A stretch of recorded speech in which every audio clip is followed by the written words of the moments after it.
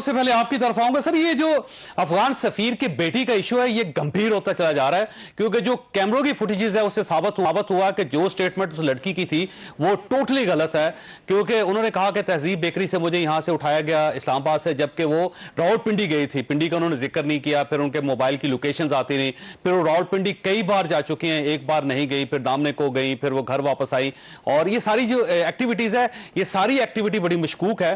تو یوں محسوس ہوتا ہے کہ افغانستان شاید کوئی کارڈ کھیلنا چاہتا ہے پاکستان کے خلاف، اور اگر خدا نخواستہ کوئی کارڈ کھیلتا ہے تو یہ کس کا فیلئر ہوگا؟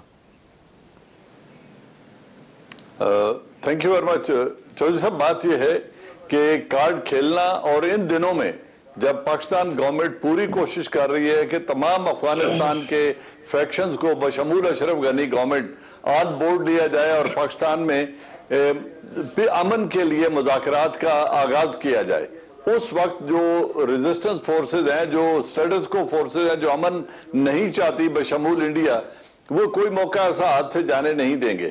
لیکن اب اس کے شواہد اس طرح اتنے موجود ہیں اور اس طرح حاصل کر لیے گئے ہیں کہ اب اگر کسی نے کیچڑ اچھالنے کی کوشش کی تو پھر افغان سفیر صاحب کی بیٹی جو کچھ کر رہی تھی، جس آدمی کو ملنے گئی تھی، پرائیویٹ گاڑی میں کیوں گئی تھی، پھر راولپنڈی گئیں، پھر دامنے کو گئیں، پھر واپس آئیں، اس بندہ وہ افغان اوریجن کا ہے یا پاکستانی ہے، اس کے ساتھ ان کے پرانے راو رسم کیا ہے، اور یہ امریکہ سے کب آئیں، وہ ساری باتیں پھر سامنے رکھ دی جائیں گی۔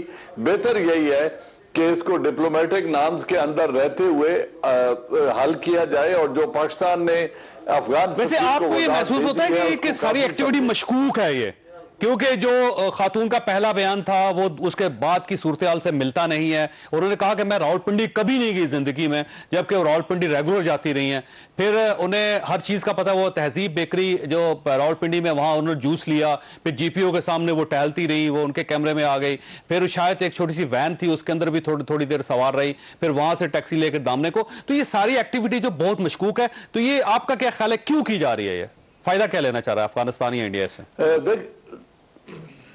دیکھیں، وہ تو پاکستان کو، ایک تو پاکستان کو وہ میلائن کرنا چاہتے ہیں اور یہ بتانا چاہتے ہیں کہ پاکستان کی کیپٹل میں جو فیملیز ہیں ڈپلومیٹس کی وہ محفوظ نہیں ہیں، ایک وہ یہ نیریٹو بیچنا چاہتے ہیں، اور دوسری طرف وہ افغانستان اور پاکستان گورنمنٹ کے درمیان جو ایک بد نظمی کی فضا ہے، جو بدلی پیدا کرنا چاہتے ہیں، جس پہ اشرف غنی نے ریئیکٹ کر کے اپنے جو سٹاف ہے اس کو واپس بلا لیا ہے، تو یہی وہ مقصد تھا جو وہ اچیو کرنا چاہتے تھے۔ لیکن اگر اس سے 2 قدم انہوں نے آگے جا کے اور یہ ملائن کرنے کی کوشش کی پاکستان کی انٹیلیجنس ایجنسیز یا ان کو، تو پھر انہیں سارا آئینہ دکھا دیا جائے گا، کیونکہ یہ لڑکی جس بندے سے ملتی رہی ہے اس سے تعلقات کیا ہیں، وہ کس اوریجن کا ہے، وہ جو ٹیکسیاں تھے جن میں جو گاڑیاں بدلیں، ان سب کے ڈرائیورز نے اپنی پوری ایویڈنس دے دی ہے کہ ہم نے کہاں سے اٹھایا، کہاں اتارا۔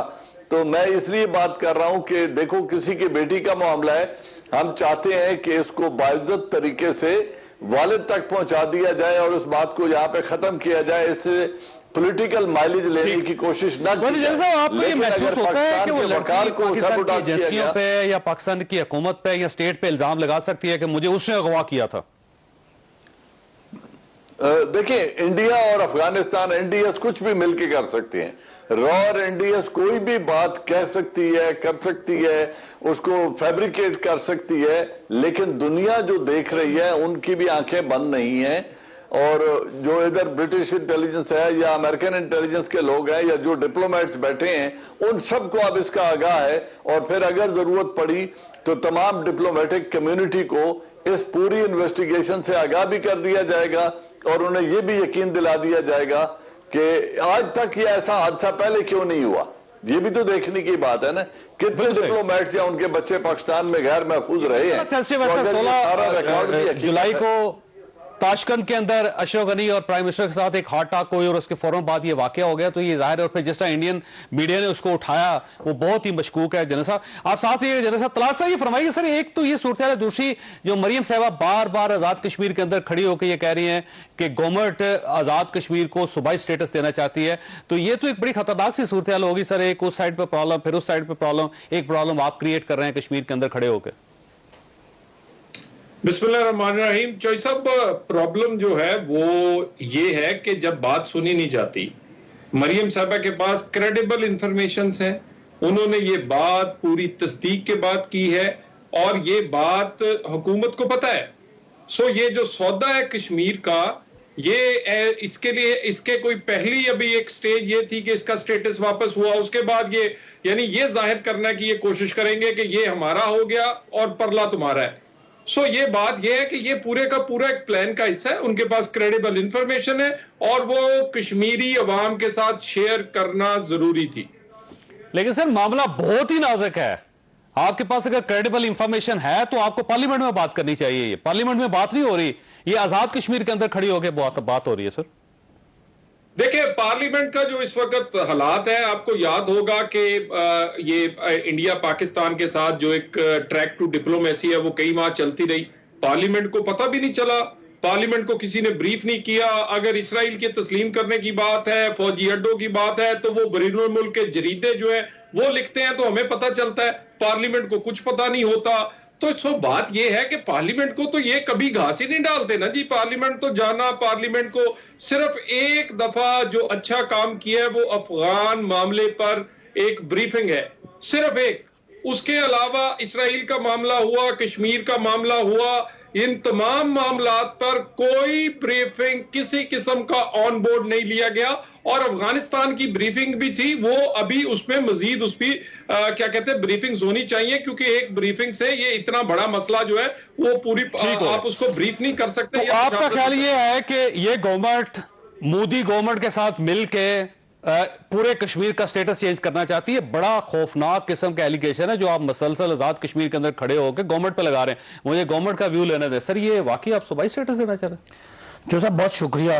جو صاحب مریم صاحبہ جو بھی ان کی سیاست ہے وہ تو پتہ نہیں کیا ہونا ہے کیا نہیں ہونا، لیکن کشمیر کاز کو بہت نقصان پہنچایا. اس وقت پوری انٹرنیشنل میڈیا کا فوکس ہمارے آزاد کشمیر پہ تھا کہ دیکھیں لوگ کس طرح پولیٹیکل ایکٹیویٹی کر رہے ہیں، جبکہ انڈیا میں ایک قبضہ ہے اور ان کی فوج وہاں لوگوں کو نکلنے نہیں دے رہی. ہمیں اس کو سیل کرنا چاہیے تھا اور مودی کو زیادہ سے زیادہ ایکسپوز کرنا چاہیے تھا. لیکن بدقسمتی سے وہ جو مودی کا یار ان کے بارے میں کہا گیا ہے نا، وہ بالکل ٹھیک کہا گیا ہے.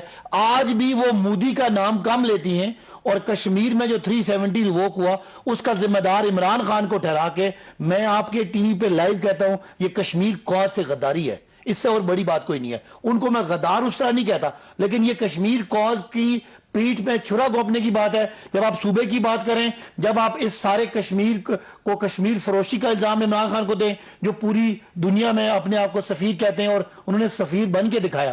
ایک ان کی اچیومنٹ دکھا دیں پورے. سر وہ اپنی اچیومنٹ دکھا دیں، وہ پورا کشمیر ختم ہو گیا مقبوضہ کشمیر ادھر سے، اس کو انڈیا ہضم کر چکا ہے. سر اس کا ذمہ دار مودی ہے کہ نہیں ہے مجھے بتائیں. تو مودی ہے نا، آپ کو ہم بھی تو ذمہ دار ہیں. ہم نے کیا کیا ہے اس میں؟ مودی کو ہٹلر اور نازی کہنا چاہیے کہ نہیں کہنا چاہیے؟ آپ تو عمران خان کو کہہ رہے ہیں. اس کا مطلب کیا ہوا؟ انڈائریکٹلی وہ جو پرانے آپ نے ساڑیوں کے تحفے بھیجے تھے، جو آپ نے آموں کے تحفے بھیجے تھے، جو ان کو اپنے شادیوں پہ کلے پہنائے تھے، وہ آج کام کر رہے ہیں. آج پاکستان کو ضرورت ہے کہ پاکستان کی لیڈرشپ ٹھیک ہے سیاست کرے. مریم صاحب جو اپنے ابو کا بہت ان کو ہے، وہ ہر تقریر میں محمد نواز شریف کا نام لیتی ہے، لیتی رہے. ہمارے لیے تو ریلیونٹ آدمی ہے، سزا یافتہ جو کونسلر نہیں بن سکتا، ملک سے بھاگا ہوا، 2.5 درجن کیسوں میں وہ ملزم ہے. ان کا وہ نام لے چاہے ہم برداشت کر لیتے، ہم برداشت کر لیں گے ایک کانوکٹ کو آپ تعریفیں کریں. لیکن یہ جو کشمیر کے بارے میں غیر سنجیدہ گفتگو، کیا زرداری صاحب کی بیٹی میرا خیال ہے اے لیولز کر کے آئی ہے، وہ تقریر کر رہی ہے، قوم کا ویژن دے رہی ہے.